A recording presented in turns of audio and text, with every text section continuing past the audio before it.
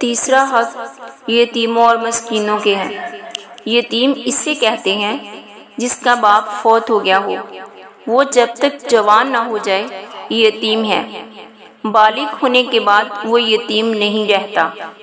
اسلامی معاشرہ کسی کو تنہا چھوڑنے کا حکم نہیں دیتا۔ اسلام نے یتیموں کے حقوق کی تقسیم اس طرح کی ہے: حسن سلوک، مالی امداد، معاشی تحفظ۔ اللہ تعالیٰ سورۃ النساء میں فرماتے ہیں وَبِالْوَالِدَيْنِ إِحْسَانًا وَبِذِي الْقُرْبَى وَالْيَتَامَى وَالْمَسَاكِينِ، اور ماں باپ کے ساتھ نیک برتاؤ کرو، رشتہ داروں، یتیموں اور مسکینوں کے ساتھ حسن سلوک سے پیش آؤ۔ یہاں غور طلب بات یہ ہے کہ انسان کا قریب ترین تعلق ماں باپ سے ہوتا ہے۔ یتیموں سے حسن سلوک کی اہمیت اس سے ظاہر ہے کہ اس کا ذکر والدین اور رشتہ داروں کے ساتھ کیا گیا ہے۔ اللہ تعالیٰ سورۃ الضحیٰ میں فرماتے ہیں فَأَمَّا الْيَتِيمَ فَلَا تَقْهَرْ وَأَمَّا السَّائِلَ فَلَا تَنْهَرْ، یتیم پر سختی نہ کرو اور سائل کو نہ جھڑکو۔ اس حکم میں یتیم پر سختی کرنے اور اسے جھڑکنے سے منع کیا گیا۔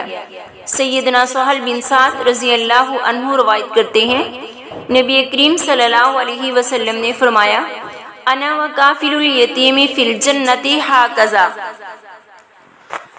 وقال باصبعیہ السبابۃ والوسطی، میں اور یتیم کی کفالت کرنے والا جنت میں یوں دو انگلیوں یعنی شہادت والی اور درمیانی انگلی کی طرح قریب ہوں گے۔ یہاں یہ بات اہم ہے کہ یتیم کے ساتھ محض زبانی ہمدردی کافی نہیں، یتیم کو مالی، اخلاقی امداد اور معاشی تحفظ کی ضرورت ہے۔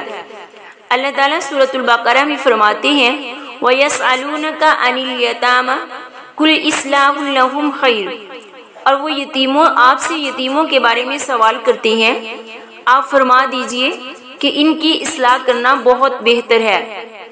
یہاں یہ بات قابل غور ہے کہ مالداروں کے مال میں سے جو صدقہ نکالنے کا حکم دیا گیا ہے یہ ان کا احسان نہیں، بلکہ یہ تو حاجت مندوں کا ان پر حق ہے، جس کی ادائیگی ان کی اخلاقی، مذہبی اور انسانی ذمہ داری ہے۔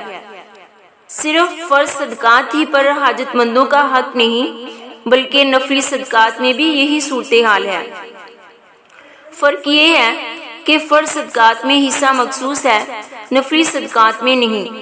صدقات و خیرات نہ دینے والوں کے متعلق اللہ تعالیٰ کی سخت وعید آئی ہے۔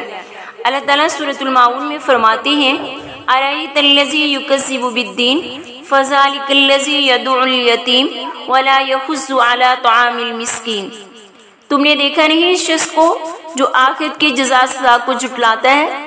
وہی تو ہے جو یتیم کو دھکے دیتا ہے اور مسکین کو کھانا کھلانے کی ترغیب نہیں دیتا۔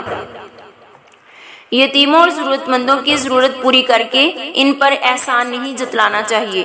مسلمان تو ہر کام اللہ کی رضا کے لیے کرتے ہیں، جیسا کہ نیک لوگوں کے اوصاف کے ضمن میں اللہ تعالیٰ فرماتے ہیں وَيُطْعِمُونَ الطَّعَامَ عَلَىٰ حُبِّهِ مِسْكِينًا وَيَتِيمًا وَأَسِيرًا انما نطعمکم لوجہ اللہ لا نرید منکم جزاء ولا شکورا، اور وہ اللہ کی محبت میں مسکین، یتیم اور قیدی کو کھانا کھلاتے ہیں اور ان سے کہتے ہیں ہم تمہیں صرف اللہ کی رضامندی کی خاطر کھلا رہے ہیں، ہم تم سے نہ کوئی بدلہ چاہتے ہیں نہ شکریہ۔